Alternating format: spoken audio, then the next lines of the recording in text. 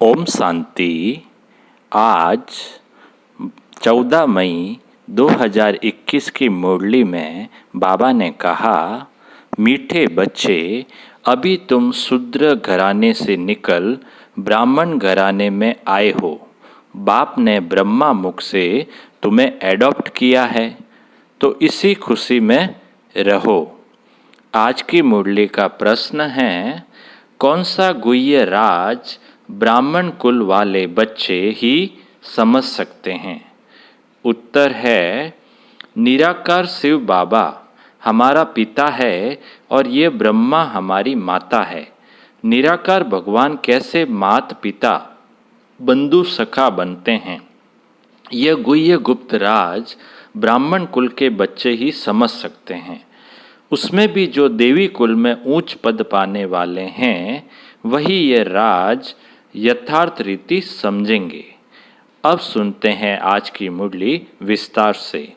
ओम शांति। बच्चे बैठे हैं, समझ रहे हैं कि हमारा बाप दादा आया हुआ है। बाप तो इकट्ठा हो जाता है दादा के साथ, तो कहेंगे बाप दादा आए हैं। वह टीचर भी है। बाप दादा के बिगड़ तो कुछ बता न सके। बुद्धि चलनी चाहिए, क्योंकि यह नई बात है ना। अज्ञान काल में याद करते हैं सिंगल को, कहेंगे हमारा गुरु फलानी जगह है, उनके शरीर का नाम जानते हैं। हमारा बाबा, हमारी माँ फलानी जगह है, उनका नाम रूप सब कुछ है। मनुष्यों ने फिर शॉर्ट में लिख दिया है, मनुष्यों ने जो बनाया है। बाबा कहते हैं मनुष्य ने जो बनाया है उनमें कुछ न कुछ रॉन्ग है। भल गायन है, त्वमेव माता च पिता त्वमेव, यह एक के लिए ही गाया जाता है, ब्रह्मा के लिए भी नहीं गाया जाता है। उनका नाम रूप बुद्धि में नहीं आता, न विष्णु का न शंकर का। गाते तो हैं तुम मात पिता हम बालक तेरे, तो भी बुद्धि ऊपर में जाएगी। कृष्ण को याद कोई कर न सके, याद फिर भी निराकार को ही करेंगे। उनकी महिमा है तो बाप समझाते हैं, यहाँ जब बैठते हो तो लौकिक संबंध से बुद्धि योग निकाल पारलौकिक बाप को याद करो। इस समय यह सम्मुख है। भक्ति मार्ग में जो गाते हैं तो आंखें ऊपर करके कहते हैं, तुम मात पिता हम बालक तेरे। हे भगवान कह याद करते हैं। भगवान जब कहते हैं तो शिवलिंग को भी याद नहीं करते, तोते मिसल ऐसे ही गाते हैं। भगवान जब कहते हैं तो शिवलिंग को भी याद नहीं करते, तोते मिसल ऐसे ही गाते हैं। लक्ष्मी नारायण के लिए भी ऐसे नहीं कह सकते, यह तो महाराजा महारानी है, उनका बच्चा ही मात पिता कहेंगे, बंधु नहीं कहेंगे। भक्त लोग गाते हैं पतित पावन, परंतु यह बुद्धि में नहीं आता कि शिवलिंग होगा, ऐसे ही सिर्फ कह देते हैं हे भगवान। हे भगवान किसने कहा, किसको कहा, कुछ भी पता नहीं। अगर ये ज्ञान होता मैं आत्मा हूँ, उनको बुलाता हूँ, तो ये समझें कि वह निराकार परमात्मा है, उनका रूप ही लिंग है। यथार्थ रीति कोई बाप को याद नहीं करते, उनसे प्राप्ति क्या होगी, कब होगी, यह कुछ भी नहीं जानते। तुम भी नहीं जानते थे, अभी तो बाप के बने हो। तुम जानते हो हमको शिव बाबा ने ब्रह्मा द्वारा अपना बच्चा बनाया है। यह ब्रह्मा माँ है, इस ब्रह्मा माता द्वारा शिव बाबा ने एडॉप्ट किया है। इस समय तुम अच्छी रीति जानते हो हम शिव बाबा के बच्चे हैं। साकार में फिर प्रजापिता ब्रह्मा के बच्चे हैं। प्रजापिता ब्रह्मा द्वारा मनुष्य सृष्टि रचते हैं।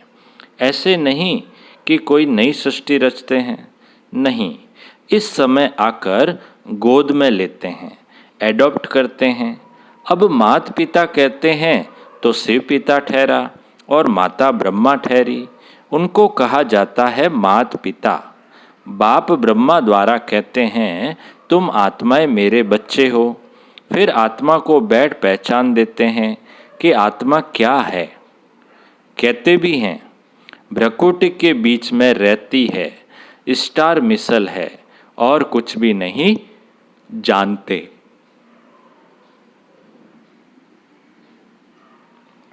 यह कह न सके कि आत्मा 84 जन्म भोगती है। आत्मा शरीर द्वारा पाठ बजाती है। भिन्न भिन्न नाम रूप देश काल से आत्मा एक शरीर छोड़ती है तो सारा परिवार ही बदल जाता है।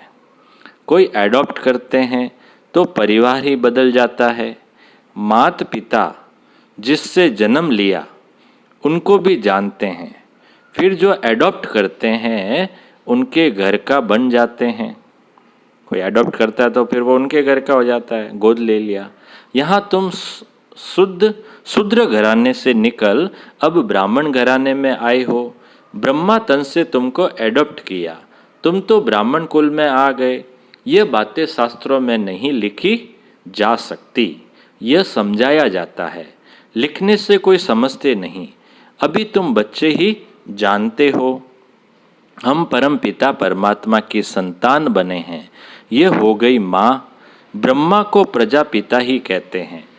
इस द्वारा तुम बच्चों को एडॉप्ट करता हूँ। यह कितनी गुह्य गुप्त बातें हैं, सिवाय सम्मुख के कोई समझ न सके। समझेंगे भी वह जो इस ब्राह्मण कुल के होंगे, देवी कुल में ऊंच पद पाने वाले होंगे। न किसकी बुद्धि में ये बातें बैठेगी नहीं, न बुद्धि में बैठेगा न किसको समझा सकेंगे। तुम्हारे में भी नंबरवार पुरुषार्थ अनुसार है।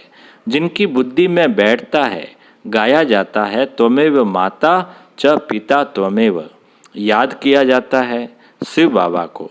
फिर कहते हैं तुम मात पिता। एक बाप फिर मात पिता कैसे? ये बातें और कोई समझा न सके।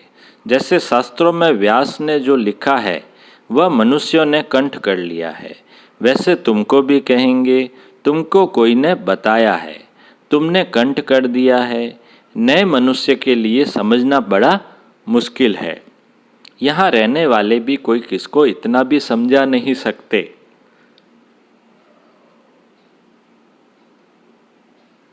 तुम आत्मा हो, तुम्हारा बाप परमपिता परमात्मा है। वह बेहद का बाप ही बेहद का वर्षा देते हैं। वर्षा दिया था, फिर पुनर्जन्म लेते लेते 84 जन्म पूरे हुए।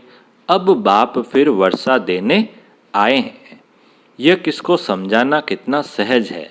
तुम मात पिता किसको कहा जाता है, विचार की बात है ना। ब्रह्मा द्वारा एडॉप्ट करते हैं, फिर माँ भी जरूर चाहिए। तो जो अनन्य बच्ची होती है, ड्रामा प्लान अनुसार उनको जगत अम्बा का टाइटल दिया जाता है। मेल को जगत अम्बा नहीं कह सकते, इनको जगत पिता कहेंगे। इनका प्रजा पिता नाम मशहूर है। अच्छा, प्रजा माता कहाँ? तो एडॉप्ट किया जाता है माता को।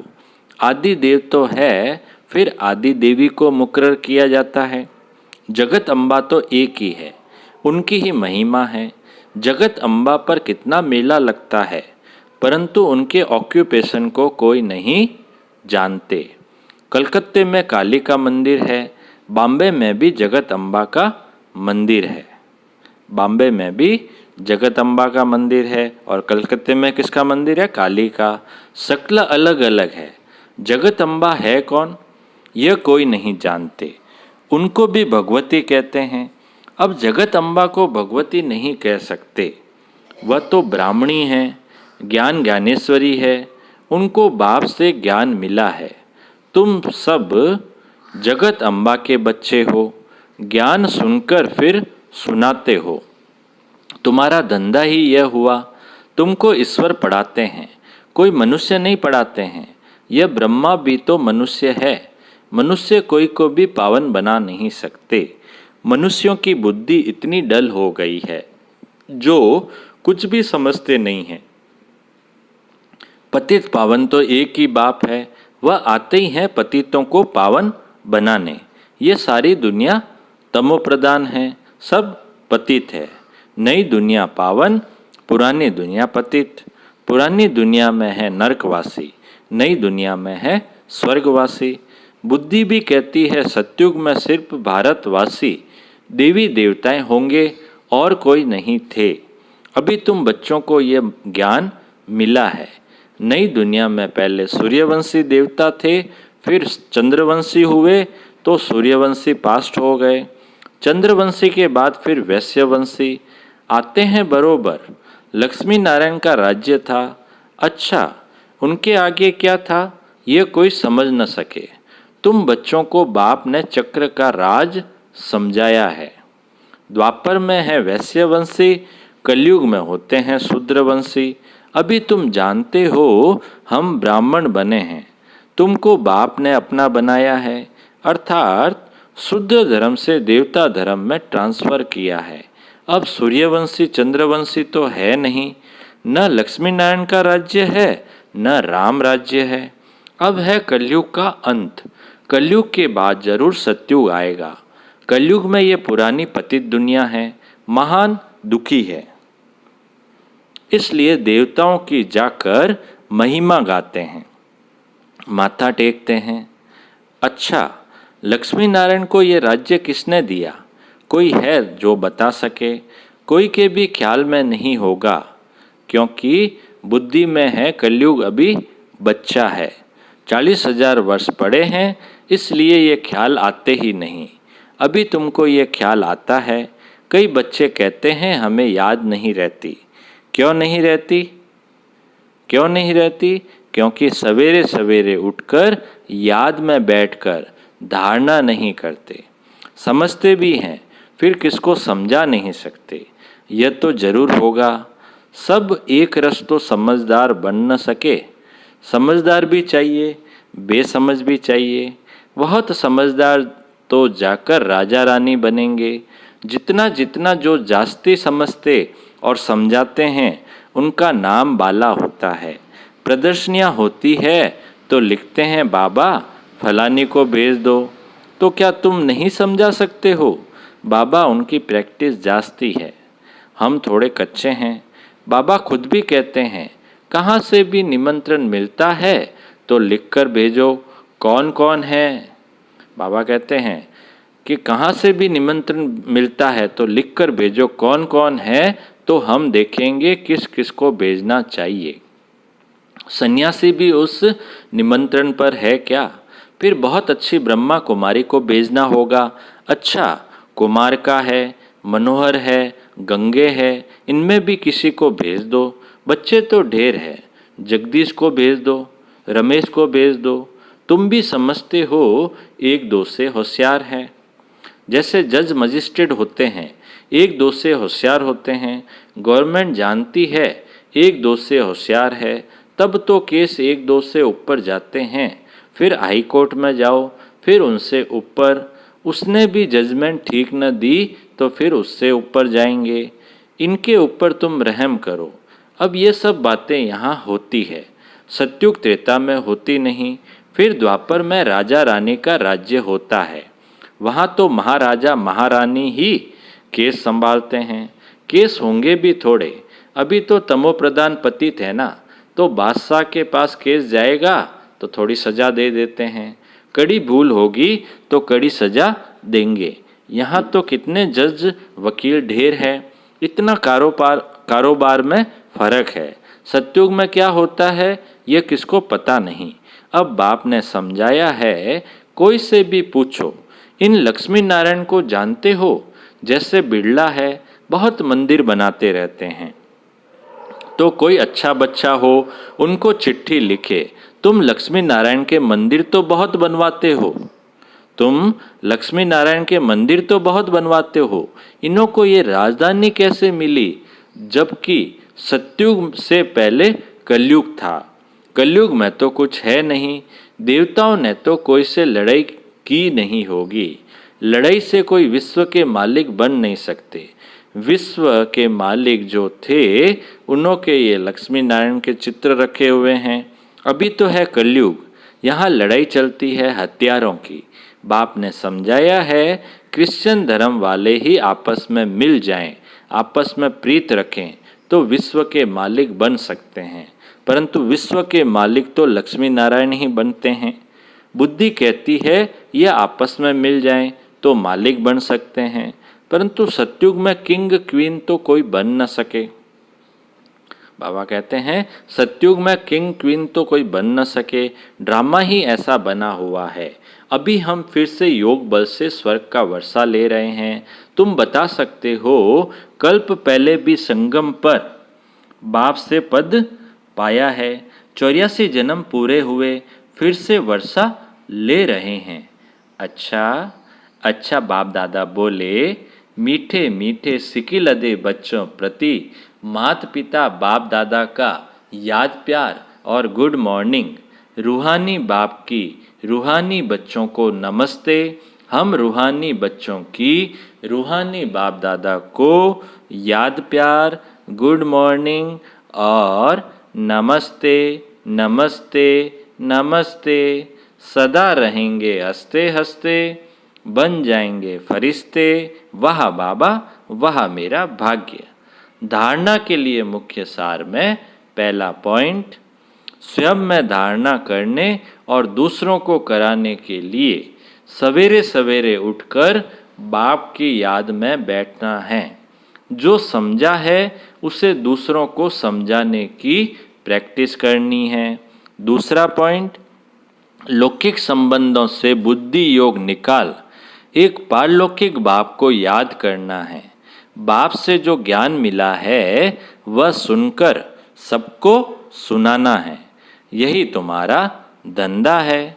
अब मीठे बाबा का मीठा वरदान है, अपनी संपूर्ण स्टेज द्वारा सर्व प्रकार की अधीनता समाप्त करने वाले प्रकृति जीत भव।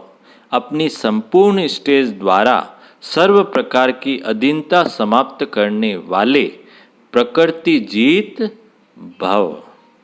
विस्तार है, जब आप अपनी संपूर्ण स्टेज पर स्थित होंगे तो प्रकृति पर भी विजय अर्थात अधिकार का अनुभव होगा। संपूर्ण स्टेज में किसी भी प्रकार की अधीनता नहीं रहती है, लेकिन ऐसी संपूर्ण स्टेज बनाने के लिए 3 बातें साथ साथ चाहिए। पहली रूहानियत, दूसरी रूहाब और तीसरा रहम दिल का गुण। रूहानियत, रूहाब, रहम दिल का गुण। जब ये तीनों बातें प्रत्यक्ष रूप में स्थिति में चेहरे व कर्म में दिखाई दे तब कहेंगे अधिकारी व प्रकृति जीत भव। स्लोगन, श्रीमत की लगाम मजबूत है तो मन रूपी घोड़ा भाग नहीं सकता। श्रीमत की लगाम मजबूत है तो मन रूपी घोड़ा भाग नहीं सकता। अच्छा, ओम शांति।